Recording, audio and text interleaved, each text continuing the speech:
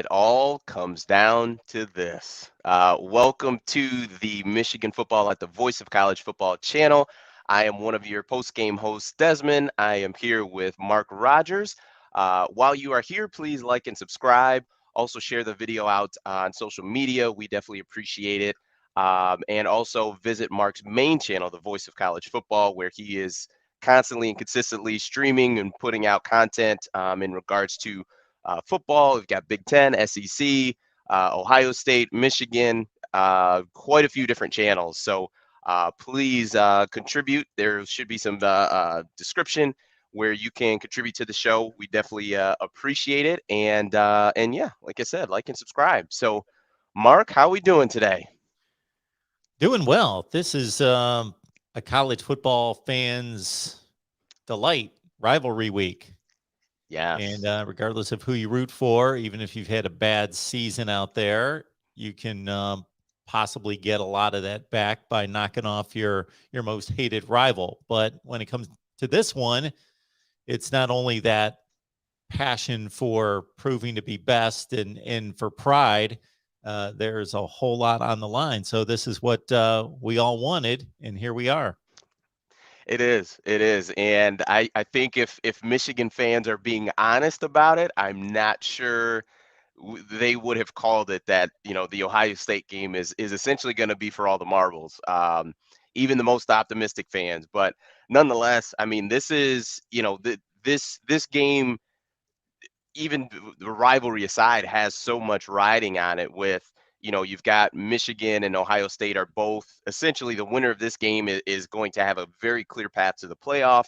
The winner of this game is going to be the representative in the Big Ten East. So you're talking about a division championship and being able to play for the conference championship. And like I said, essentially a playoff game. It's what we're going to watch. Is two teams ranked both in the top six in the CFP and or I'm sorry, top five. But the winner's going to be able to cruise right in and they will have a very comfortable spot as long as they win the Big Ten conference. That you control your own destiny. And with Michigan having the loss to MSU, a couple weeks ago, you put yourself kind of in a bad spot when you did kind of lose that ability to control your own destiny. And things just kind of work out the way that they did with MSU losing to Purdue and getting throttled by Ohio State last week. And now you get the ability to just win and you're in, essentially. So it definitely adds more to the rivalry, more to the game, more to the pressure. I know for Ryan Day, he of course always wants to beat Michigan, but on the flip side for Harbaugh, still has yet to get that win against the big rival. And when it comes to being a Michigan head football coach, that's part of the deal. It's winning football games and it's packing out the stadium, but it's also beating Ohio State, and that's one of the things that he hasn't been able to do yet. He hasn't checked off on the resume, and um, he's got a great opportunity, to do it. And I think if he's able to do it this year, that I mean, it will be. I think it won't erase the past history of since he's been at Michigan, but it'll do a lot when it comes to just the goodwill and being able to break through of getting his team to Indianapolis, beating Ohio State, and not beating an Ohio State team that was having a bad year, having a down year. I mean, we saw a historic performance from Ohio State just a week ago. So to be able to do those things, I think it'd be a heck of an accomplishment. And based on what Ohio State looked like the last time we saw them, it would be incredible. I think it would be nothing short of incredible. Yeah, like you say, it doesn't erase past failures against Ohio State, but I think very much in line with everything else that you said, with Michigan uh, having a shot at a championship, denying Ohio State of a championship, uh, that it would almost hit the reset button for Harbaugh. You know, um, that it would almost be a second tenure at Michigan in a sense that all past would be forgotten to a certain extent to say, okay, well, he did it, and he's moved this program now to a different level, a new level.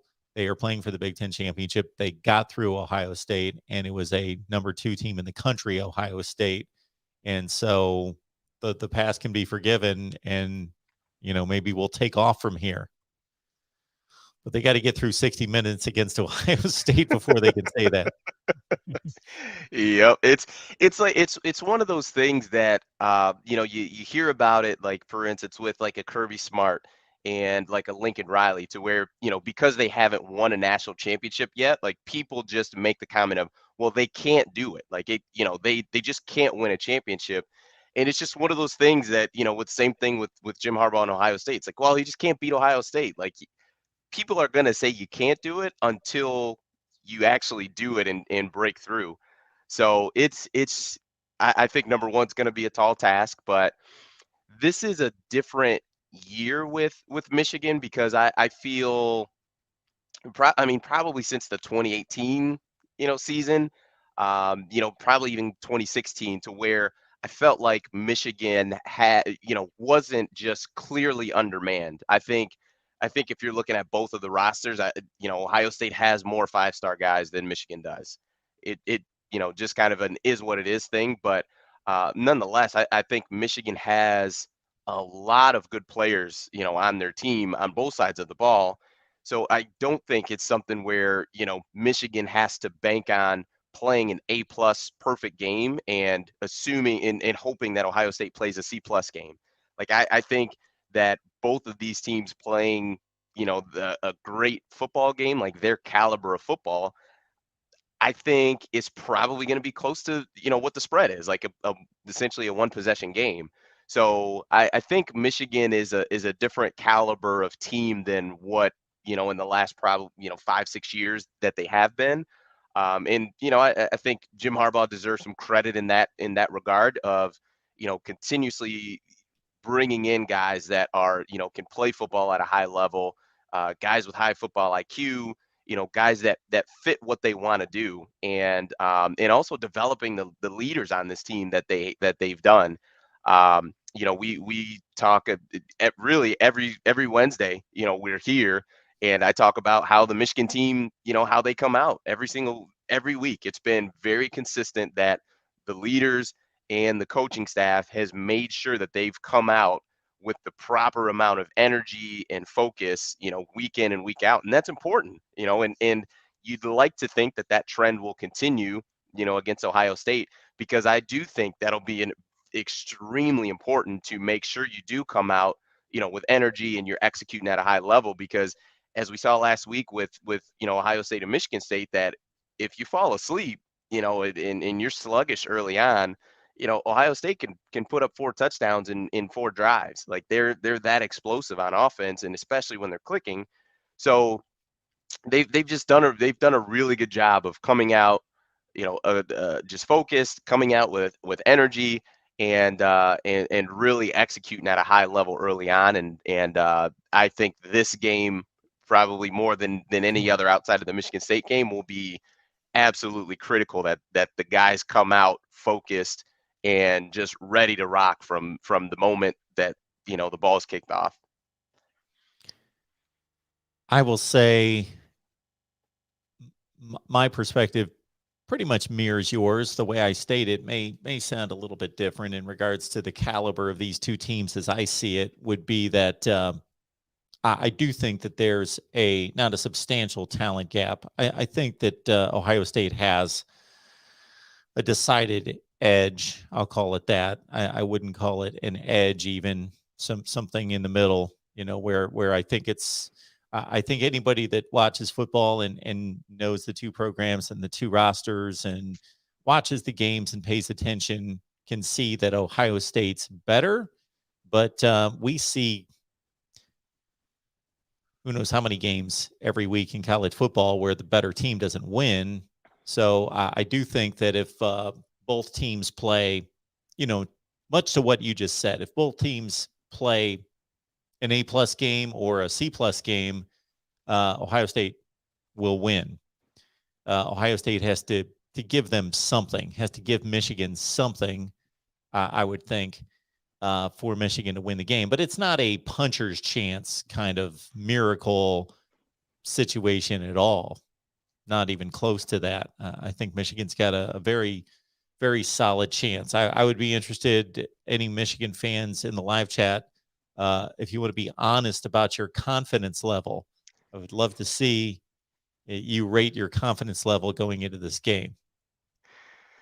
That would be, yeah, that would be interesting. And I actually watched the Ohio State stream that you had on earlier today, and before we even got started, we kind of talked about it of seeing, just the way that the game has ended up the last, 10, 15 years. It's gone Ohio State's way. I think it's what 17 out of the last 18 years is gone Ohio State's way, and the last couple have gotten worse and worse for Michigan, and even with that there's still some reservation from the guys on the Ohio State channel with the game, is that there's not the uber confidence to where they are just like, oh yeah, we're going to throttle them, and we're going to blow them out, no big deal. There is still some reservation, just because it's football, it's college football. I mean, we look at just week after week, like you had mentioned in our stream, I think a week or two ago, that you can almost just guarantee it that about 20 to 25% of the top 25 teams, there's going to be an upset. So that happens. It happens quite a bit, and even with some of the teams that do win, there it still is a closer game than you'd like. Like I go to the Kansas Oklahoma game. Like, Kansas had no business being that close with Oklahoma, but they did. And that's college football. And when it comes to really the elite programs, that's the challenge that you have as a head football coach, is making sure you have 18 to 22 year olds mentally focused and dialed in, and not going back to really what's just human nature of, oh, we're ranked number 5 and they're unranked and have lost 5 games already. Oh, we got this in the bag, and it's very difficult thing to do, and that's why with the elite coaches of the Nick Saban and Ryan Day and Dabo Sweeney, that those guys deserve credit, because it's a really difficult thing to do, to have young men at that age consistently focused on what the immediate task at hand, and not having the fall off of the Oklahoma Kansas kind of battle, or the Purdue who seems to knock off every top 5 team that they play. So it's a very difficult thing to do, and you have that, and then on top of it also a rivalry game where absolutely anything can happen. It just adds more to the pot, to where you almost have no idea what's going to happen with anything. So it's um it's interesting. I see blank name has a confidence level 20% chance of victory. That's interesting. That is very interesting. Oof. I don't know where I would be as far as that gauge. I would probably say I'd probably be closer to like 40%, because I think, as you like you said, it's not a puncher's chance. Like, you just need a couple things to go your way. Like, I think, like if I said that the D line is gonna get 3 sacks in the game, like, I don't think that's crazy and out of the realm with Aiden and Ojabo and those guys. But you're probably gonna need 1 to 2 turnovers.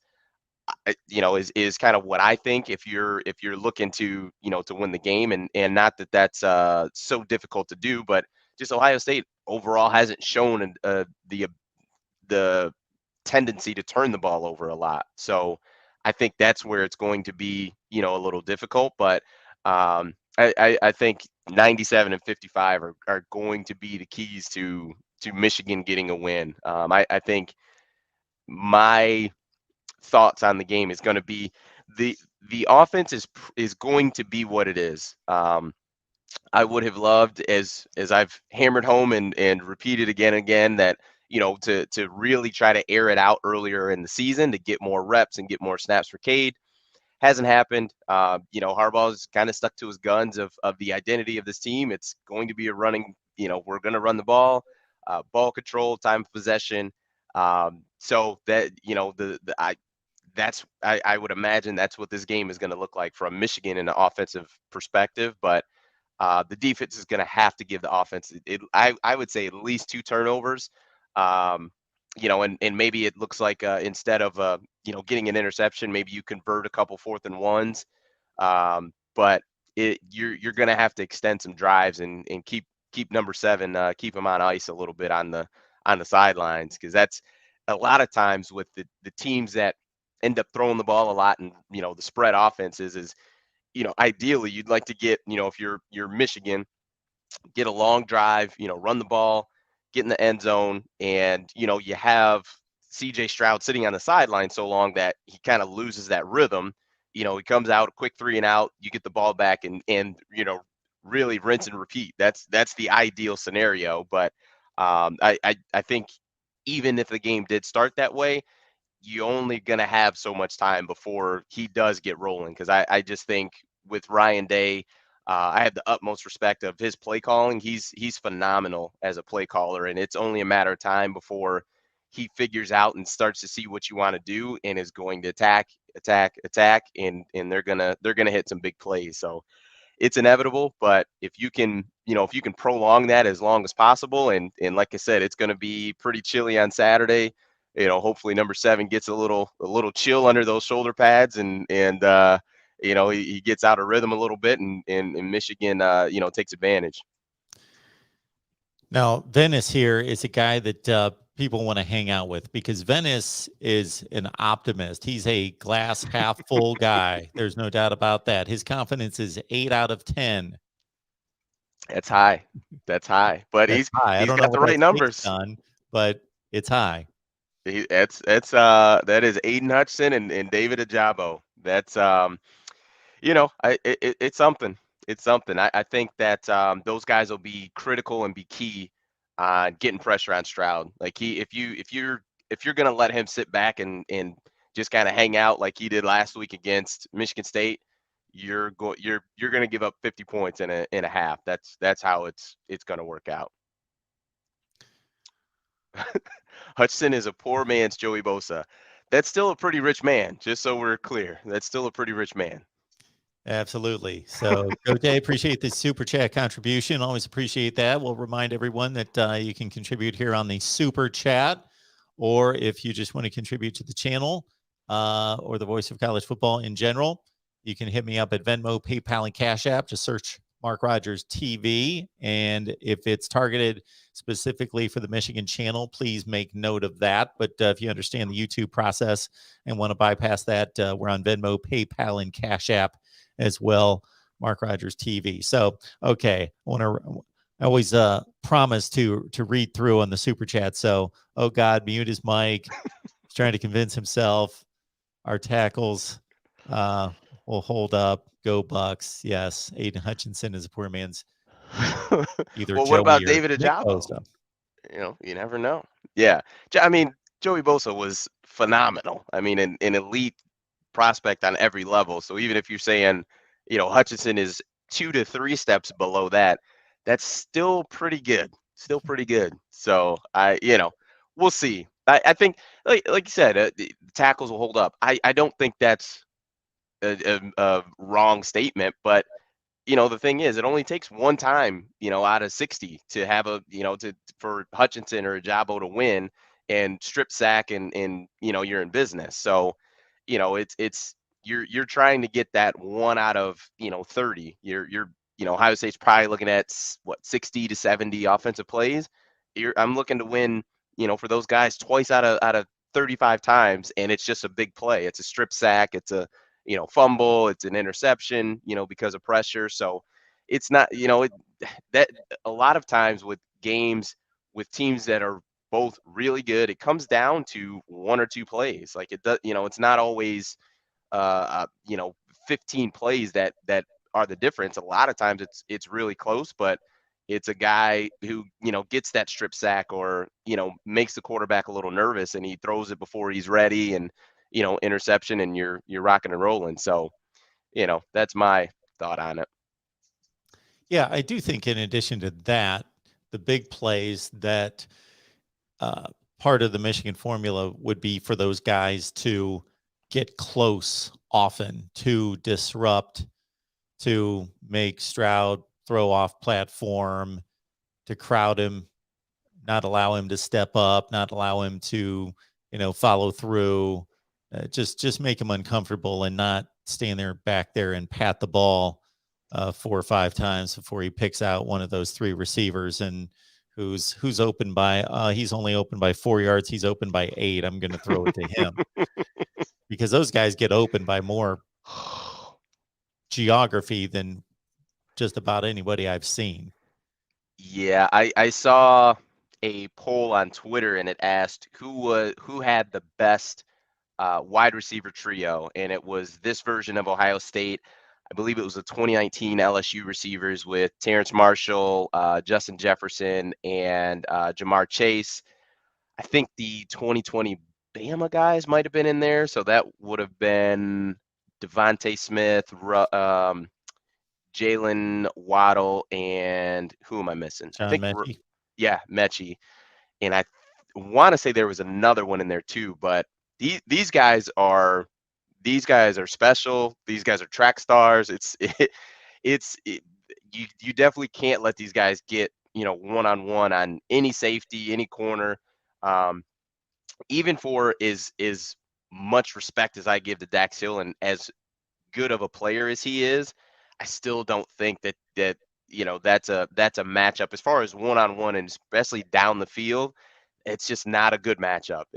These guys are really talented, especially Chris Olave. I think he's really really good as far as route runner.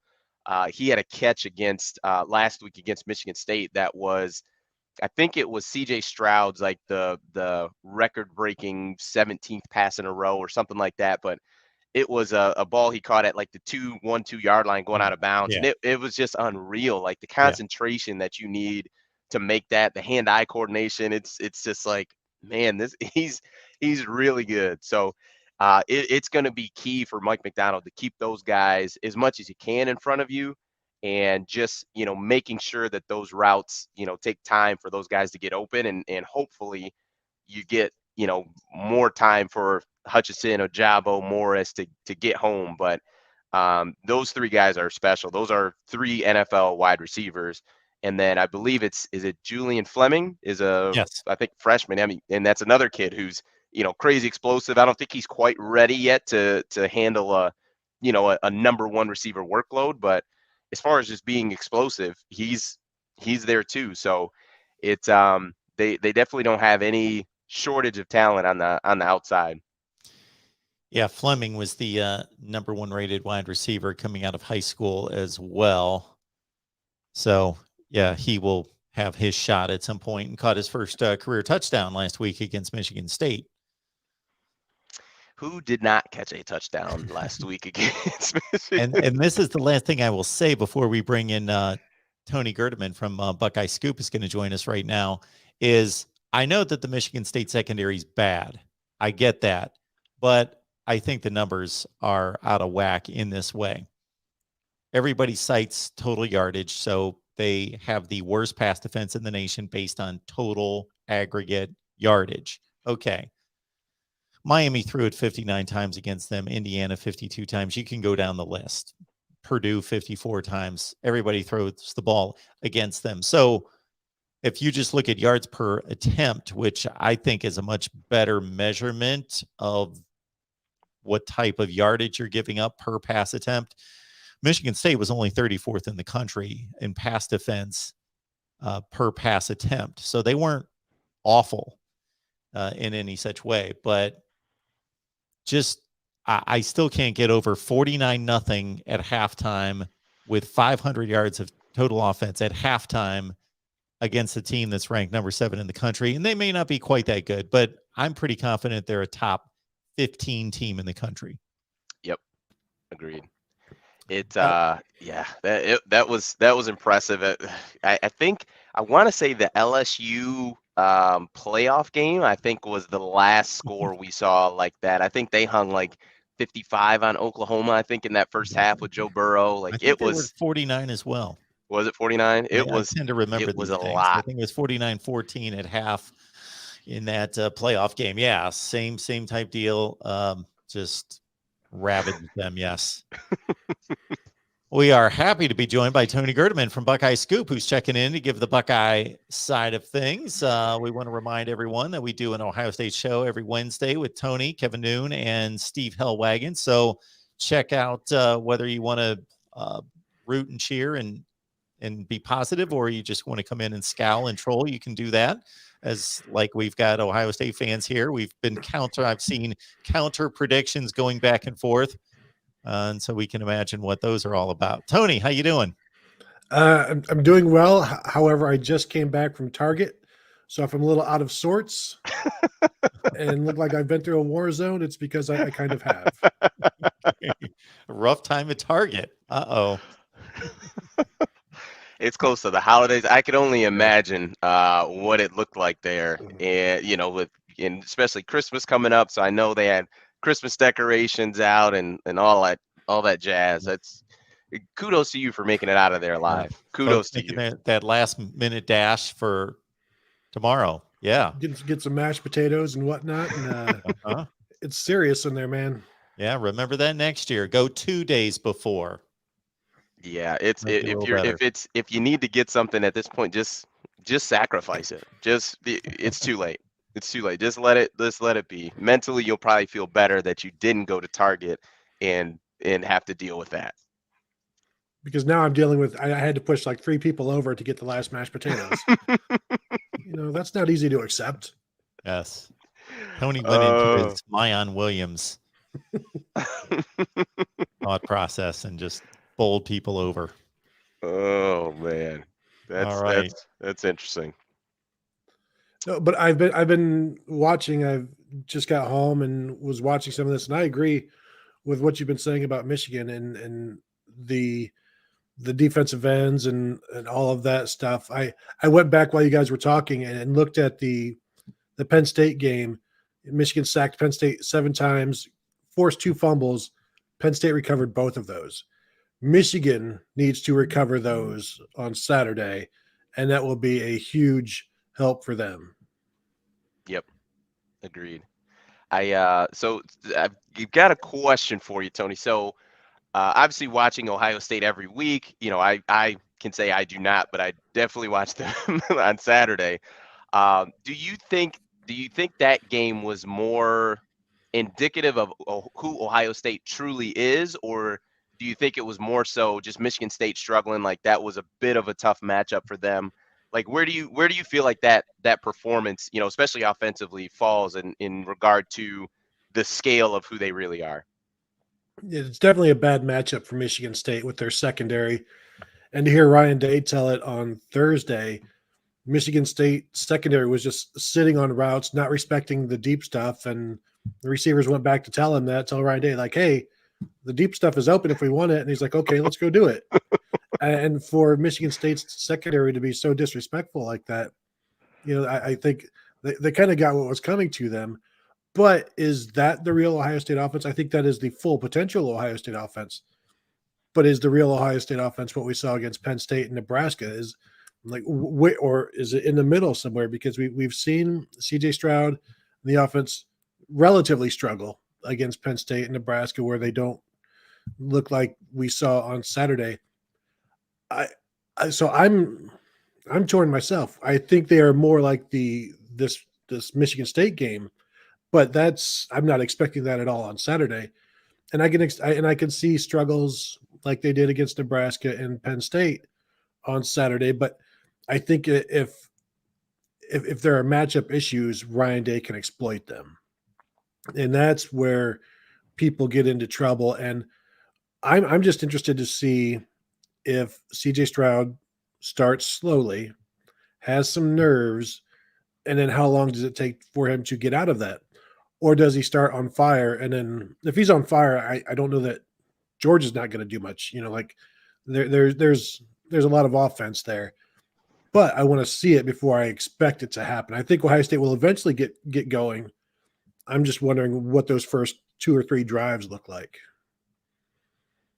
Yeah, and it's funny because Mark and I talked about that before he got on too. Is just for Michigan, ideally you want to prolong the amount of time it takes Stroud to get rolling, and then also have a couple, long drives where you go up, you know, 10 to 14 zip before he really gets rolling. Because like I told Mark, and I'll say it again, as far as play calling, like Ryan Day is to me top 3 play caller in college football, and it's only a matter of time before he's gonna find that matchup and exploit your defense. So it's I agree that it's just one of those things where you're either gonna have to get to Stroud, or before he gets rolling, you kind of get to that point to where Ohio State's offense is one dimensional, where they're kind of trying to play catch up a little bit, which almost isn't a good thing either, because you probably don't want him throwing the ball that much, because of how explosive that offense is. So, it's going to be. I think it's going to be a really good game. To kind of flip the to the defense a little bit, if you had to pick one level of the defense, whether it's kind of the D line, linebackers, or the secondary, which one, and especially in this matchup in the game Saturday, would you have the most concerns about when it comes to playing Michigan and their offense, just how they operate? Normally, the concerns about the Ohio State defense revolve around the safeties and against the pass. But with Michigan's offense, like there's not a lot of downfield stuff, and Ohio State has good corners, so that issue almost takes care of itself. But that is still like the main issue. Although I think maybe in this one it's the linebackers defending the pass against Eric All, Donovan Edwards, Blake Corum, maybe Hassan Haskins, Luke Schoonmaker, like all of these different guys. So this is another one where it feels like Michigan State was a good matchup for Ohio State, what they do. I think Michigan is a good matchup for Ohio State's defense as well. And I said this on, I think, Mark's show and on my own show, where Ohio State is susceptible to the pass behind the linebackers. Most of Cade McNamara's throws are in front of the linebackers, and if the linebackers are dropping back a little bit, where just a lot of short stuff. If Ohio State can tackle, that's fine. But really where Ohio State's secondary has struggled has been a little bit more down the field, behind the linebackers, with a quarterback who can stretch it a little bit. Deep stuff against one of the 2 safeties that will be playing, or one of the 3 safeties. Ohio State will play 3 safeties a lot. I don't know how much 3 safeties they'll play against Michigan, because I don't know that nickel is really what they will need, especially when Michigan will trot out 3 tight ends, and who else knows, an extra lineman or whatever. So I don't know that there's going to be a lot of the nickel look. But to answer your question, I think there are opportunities for Michigan to attack the safeties, but that's not really what they've done a lot of this year. So I think maybe for Michigan's purposes, the linebackers in coverage against the tight ends and the running backs might be something to watch. Okay. Yeah.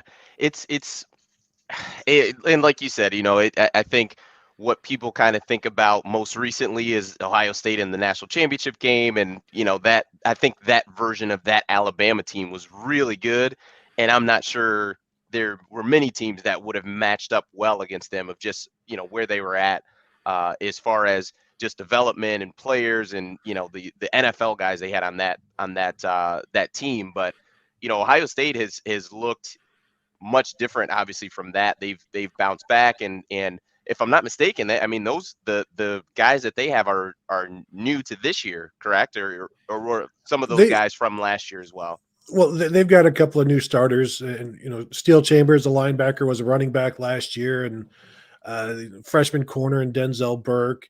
But they've got some guys who played a little bit last year, but they also have quite a few guys who are back from last year as well, and went through that entire mess when they had to play so many linebackers because they didn't have enough defensive backs through injuries and COVID and all of that stuff. And it was a very unfavorable matchup when you're putting somehow the middle linebacker gets stuck on Devontae Smith, and just that's just good scheming, good offense. And to go real quickly, you talking about Ryan Day, don't forget he's got Kevin Wilson in his ear as well.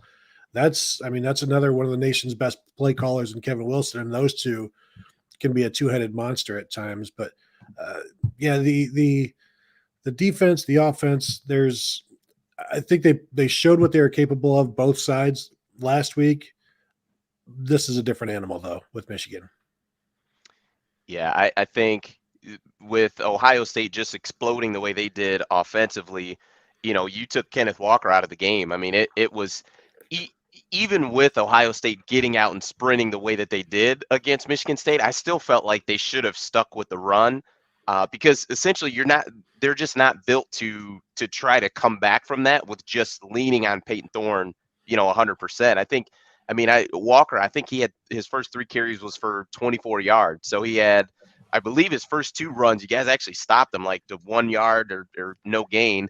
And then he hit one for, 20 something yards. And I just felt like they should have stuck with it because that was, their best bet. They weren't going to get, you're not coming back just airing it out. Like Peyton Thorne's just not that type of quarterback. And really there's not many of those guys in the country that are just built that way where they can just throw it 50, 60 times and get you back in the game and not make mistakes. So, I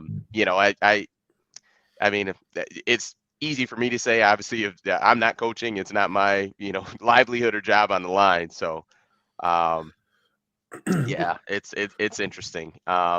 If you had to just, call it like one matchup, whether it's, Michigan run game versus Ohio State run defense or, some type of matchup like that, like if you had to say this game is going to come down to one matchup, what would you say it would come down to? I think if Michigan can run the ball, that poses problems for Ohio State, and Michigan's running game hasn't been great of late, but if they can continue to, because if they can run the ball, then Ohio State's going to be on the sidelines. The Ohio State offense will be on the sidelines. So it causes several issues for the Buckeyes. One, it keeps the ball moving, it keeps the defense guessing. 2, it keeps the Ohio State offense off the field, and feels like the fewer possessions that you can create in this game, that Michigan can create in this game, the better for Michigan. And I think that starts with the running game. And they have not been great. And if they're somehow better than what they've been of late, like, because right now they're listed number 2 in the Big Ten in rushing. But if you just look at Big Ten play, they're 50 yards under that number, 50 or 60 yards under that number. And they're like 5th or 6th in the Big Ten in rushing. And their average drops almost a yard per carry. So if Michigan is better than their average in this game, that would be significant to me because Ohio State has one of the best run defenses in right now in the nation in terms of yards per carry, and they're going to bring that to Ann Arbor. And Hassan Haskins is tough as heck. He's a pile mover, not necessarily a make you miss guy. Where do Donovan Edwards and Blake Corum come in there? Is it 3 guys? Because Ryan Day talked about it this week where they have 3 good running backs. They all do different things. And so if they're all playing, that's defense is going to have to keep in mind who exactly is in there and what they do. And then also try not to do too much. They talk about doing your 1/11th. Don't, you want to know who's in there, but you don't want to get overly worried about who it is. And then just play your keys. And if they can stop Michigan's running game, they always want to stop the running game first and then try to make somebody one-dimensional. We've seen Michigan throw the ball pretty well at times, and so. But I think they would be okay taking a chance facing 40 passes from Cade McNamara in this game. Tony, I've got a question. Then we'll hit this super chat that came in from Ty. So the Ohio State defense gives up the 31 to Minnesota. Mo Ibrahim was on pace to have just a remarkable game. And then, of course, the Oregon debacle. Okay, and even into the Tulsa game compared to their regular output against that level of competition. But here in recent weeks, certainly going through Rutgers and Maryland and Indiana, we saw improvement significantly. Then most notably, Purdue scored 31 points, but they scored 7 that were meaningful. That was a 35-7 game. So I don't know how much to pin on the defense once it becomes garbage time. And then this Michigan State offense was much more complete than Purdue, being able to run and pass, and they give up nothing. They give up a meaningless fourth quarter touchdown. So I don't want to overplay the improvement, but how much do you think they have improved, and who would be those key players that you think have spearheaded that improvement? Yeah, they've improved by changing what they do defensively, changing the defensive play caller, figuring out exactly who they want on the field when, and that was something they didn't know well enough before the season because of everything that happened last year and all of the changes and all of the guys in and out of the lineups last year. They didn't get as good a look as they wanted coming into this season. And so they had an idea of what they were going to do this year. And early on, it wasn't working. And after the Oregon game, they switched up play callers and changed some coaching around and stopped doing the single high safety look and going more split safety and then playing three safeties. One of them is kind of like what Michigan used to do with the Viper. Ohio State has the Bullet. The Bullet will he's basically playing a second safety right now, but they still have another defensive back that can be a Sam or a cover safety as they call it. So they have a better understanding of what they want to do. They have more experience because there are a lot of guys who had very little experience. Even senior captain starting linebacker Taraja Mitchell had played hardly very little through his first 3 years, earns captaincy, starts a handful of games, and has since been moved to the bench because Steele Chambers, the running back last year and into the spring, got moved to linebacker, and he took over that job. He played so well that he put a senior captain on the bench. And this is all part of figuring out exactly who they have, what they want to be, and then those guys executing. And what the players say is they have more confidence now because they know what they're doing. They've done it. Ryan Day has talked about all of these guys going through their firsts, and now those firsts are over. Now this is their second time doing it. This is their fourth time doing it. So they know what they're doing. They have confidence in what they're doing. It's working for the most part, but I think everybody still believes, and when I say everybody, like those of us who watch it and on the outside who watch it, like there are areas where the Ohio State defense can still be had, and they don't always get the kind of pressure on the quarterback they need. The linebackers have had issues throughout the season. I think they've gotten better.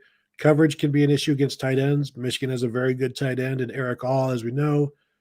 The safeties have not been great. Bryson Shaw is pretty much the only free safety remaining on the roster at this point, and he's had some issues tackling, coverage, bad angles. Lathan Ransom, the other safety, the cover safety, he has had issues with coverage and tackling and things like that. So if you can attack those two guys, there's some possibilities. I think the corners are pretty good. So they've grown, but there's not enough to cover up all of the issues. You have to cover those issues, I guess, with the defensive line, a lot like what Michigan has to do. All right, let me go to my broken glasses here to read the Ty super chat here. How would you guys go at Michigan's defensive ends? Use a running back, tight end to chip, or go at them like Ohio State did with Purdue's defensive end, pop passes, RPOs, etc., or a little bit of both? Well, I mean, I'm not a guru or anything by any stretch, but my strategy for those guys I would not run at Aiden Hutchinson. I would run towards Ojabo, or have a tendency to, because I think Aiden is equally stout against the pass and the run. I think Ojabo, not that he's not a great player, but I think he's much better against the pass than he is the run. And as far as the RPOs go, I would read Aiden. So I would leave him unblocked and more so be a give throw type of, of relationship, not CJ Stroud on a zone read, because I don't think that's his strength. But I would try to read Aiden to where we don't block him, and then based off of his decision, then we're either going to throw it or hand it off. But I think Aiden is that good as a defensive end that he's one that I'm not gonna. He's a type I'm not gonna run or throw at or chip him. I'm not running at him. I'm going to run more towards Ojabo. And then if I do want to go at Aiden, I'm gonna just try to put him in conflict best I can. But I he's I mean I saw a play last game where he on a just a bubble screen, he made a tackle on it. So he's a talented player, but that would probably be my strategy when it comes to those two is that's probably how I would try to attack them. Yeah, I would say all of the above. You can't just keep doing one thing because then they'll eventually get it solved. And the quick passing over their heads works sometimes until they start batting it down or batting it up. And so, really, it's like I would chip as much as possible. Keep somebody, send a running back that way, take him out, and just make it difficult on them as much as you can. Now, Ohio State has the best pair of tackles they will have faced this year, and Nicholas Petit-Frere and DeJuan Jones. So that has been an advantage all season for them, but they have not faced anybody like these two. And I know people say, well, George Karlaftis is great. He came into that game with 3 sacks on the season. And that was 7-8 games into the year. Like, these guys each have 10 sacks, as many hurries, and they knock they force fumbles when they get there. I know a while back David Ojabo was like leading the nation in forced fumbles. I'm not sure where he's at now. Probably only has 5 or 6 on the season. He's been slacking. but even last week, no sacks. But it's not like Talia Tagovailoa is just sitting back there and has a clean pocket. I mean, he's still running for his life. And Ohio State has a much better line than Maryland, but like, I don't think you can we'll just leave the guys on an island. I think they will do some of that because that's why you have those guys. So you can leave them on an island, but you're going to have to change it up here and there and just give them just like Mike McDonald wants to change the picture for the quarterback on as many snaps as possible. Do the same thing with the defensive ends, and then maybe throw a little tempo in there. And then you can maybe just keep going one-on-one with that tempo and getting those guys tired, because Ohio State hasn't done a lot of tempo where they're really going. We've seen McDonald have issues with that this season, trying to substitute and getting caught with that. Michigan does not like that tempo. So maybe we see more of that, and maybe even a lot more, because like I said, while they don't huddle. They did huddle once a few games ago as a surprise to everybody. But they don't huddle because they don't want any substitutions. But obviously, they're sending in sub packages all the time to go from 12 personnel to 21 to whatever, and so then Michigan can substitute as they need. I'm just thinking maybe we see some more of that tempo to keep Michigan from just like you're just trying to play the basest defense that you can, and you keep Mike McDonald from doing all of these bells and whistles. Yeah, because those packages became an issue in switching out personnel, especially going, from a short yardage situation to a long yardage or vice versa, in which McDonald wasn't prepared for that because of the different rules in the NFL versus what he now experiences in college. We don't see any issues on either special teams unit that I know of.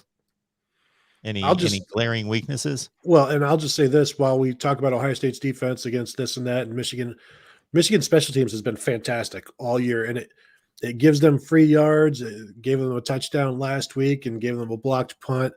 Like, if there's an advantage, if there's an advantage in this game for Michigan, it's on special teams, in my opinion. And Ohio State may be getting Emeka Egbuka back. They're the top kick returner in the conference, freshman wide receiver. But even if they get him back, Jake Moody only gives, they only allow kickoff returns when they want to, not when Jake Moody puts it in the end zone, out of the end zone, through the uprights from wherever. So, even getting him back may not matter, because if Michigan doesn't want to face a kickoff return, they won't. And the kicking game has been fantastic. The coverage has been fantastic. Not that Ohio State hasn't, but Michigan makes the most of it, and because I think they need to. They need all 3 facets and they will need all 3 facets in this game. So if there's an advantage for Michigan, I think it's in special teams. I don't know that it's a huge advantage, but Michigan has been fantastic in special teams all season long. All right. We will watch the game, of course, this weekend. I'll enjoy it, and then we'll come back here and talk up Michigan football with Desmond and Dre next Wednesday, and either we will hear celebratory comments raining down upon us, or we'll see how many people are finding the nearest bridge, or if there's some kind of logical viewpoint on, hey, we had a good season, we're still not quite there, but hey, it was a good game, and we're seeing strides made. But Yes, the consolation for either team would be the Rose Bowl. So, I mean, that's not so bad. true, true. And before we wrap, Dre wanted me to make sure I give his score prediction for the game is 35-28 Michigan. And really, he kind of talked about same things we did as, time of possession, running the ball, and so on and so forth. But if Michigan wins the game, we might rename the Saturday post-game show to just the Dre Show, because I can just imagine the level that he's going to be on of excitement, and it'll be great. So, we're going to be rooting for blue, and hoping that they beat the Buckeyes. I think you guys too are going to both be rooting for the other side, but that's okay.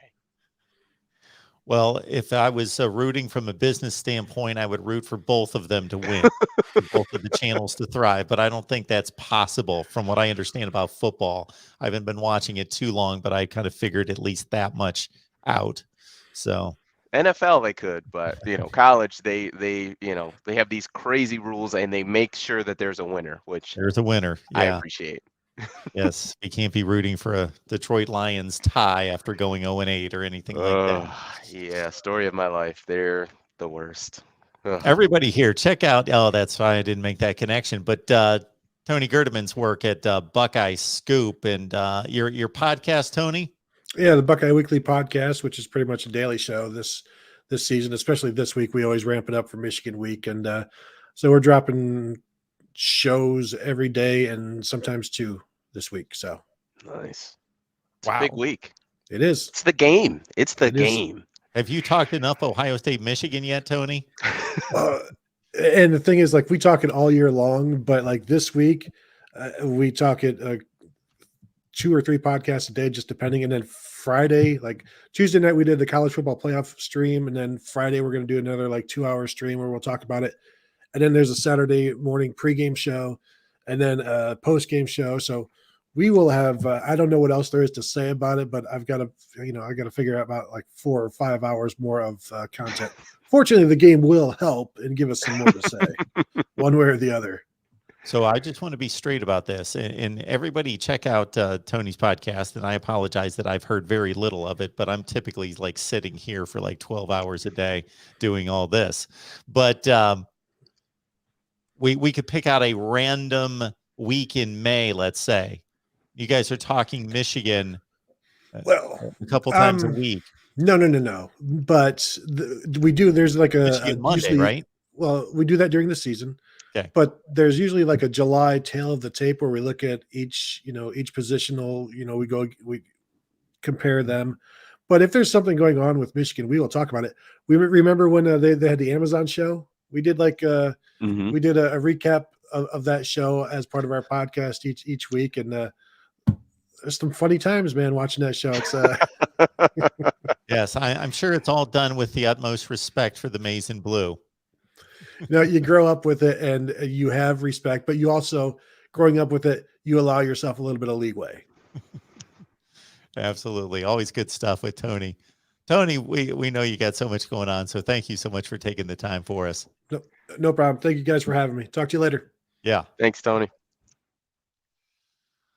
All right, man. Well, we got Desmond and Dre. They will be here after the game, so we should have a ridiculous crowd here online with you guys to talk about the game, win or lose, whatever happens. People just jumping through their phones or computer screens, going crazy one way or the other.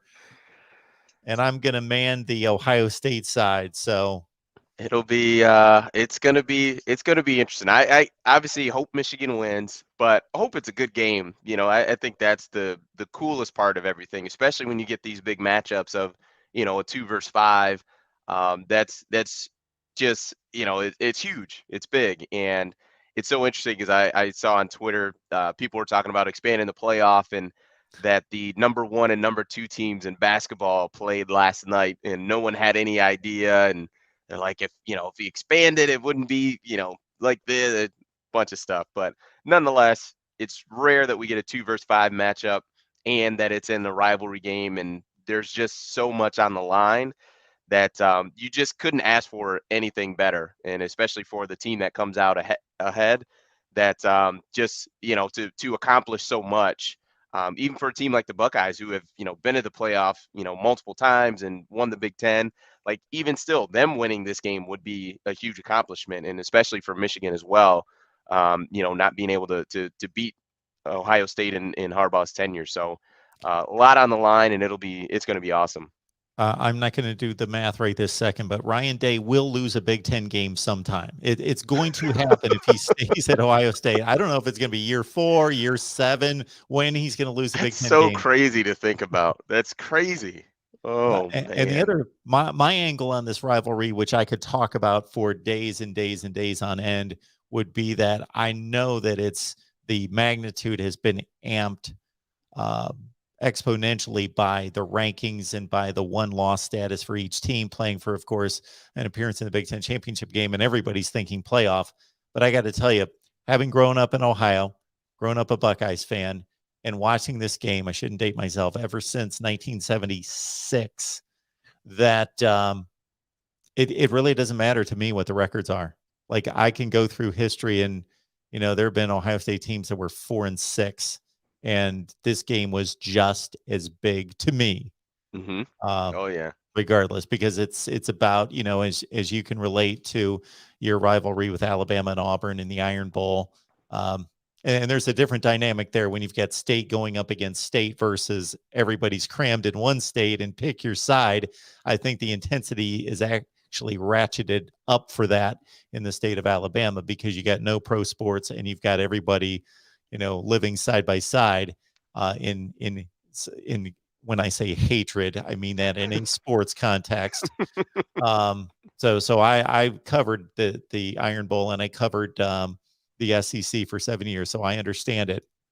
But yeah, Ohio State, Michigan, it always meant the world to me, regardless of the record. So here we and they go. keep that for the another noon time. kickoff, and it's just you get the first game. It's yeah, you just can't beat it. It'll be all eyes will be on this game at noon. So that makes it even better that you get everyone watching the first game. College game day is going to wrap up, and then it's going to be Michigan Ohio State. So it's you can't beat it. You can't beat it as far as atmosphere. Like I said, what's on the line, the rivalry, the game, the tradition. It's yeah, it's going to be legit. I'm excited. Yeah, people will ask me typically every year, what time, people that aren't locked in on college football or the game, what time's the game on? I'll say they play at noon every year. Mm-hmm. No It's change. reserved. If you look at a college football schedule in the middle of the off season, do this some time in the middle of June, go to a college football schedule, and there will typically only be 2 games that are already scheduled for their time slot, and that's Army Navy on CBS. When nobody else is playing, they'll play the week after the conference championship games, and Ohio Mm-hmm. State, Michigan will have noon next to it already. Wow. I knew they always play at noon, but I did not know that they had it, reserved and set just that far in advance. So that's yeah, it's you can't beat it. Can't beat it. Yeah. So you get to be on Twitter, if your team wins, you get to brag and tweet the enemy the whole time while you're watching the 3:30 game and the primetime game and then for the next 365 days. So that's the bragging rights.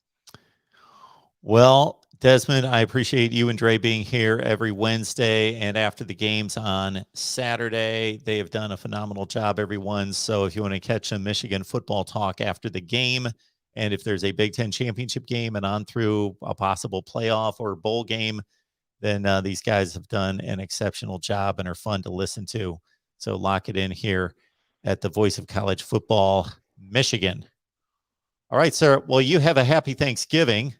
Yes, happy Yeah. Thanksgiving to you as Yes. well, and to all our subscribers and everybody tuned in the live chat. Happy Thanksgiving. Hope everybody has a safe holiday. Enjoy your family, get lots of food, and enjoy yourself. Enjoy the holiday, enjoy the food, and maybe the Lions get a win. And we will see you on Saturday. Sounds good.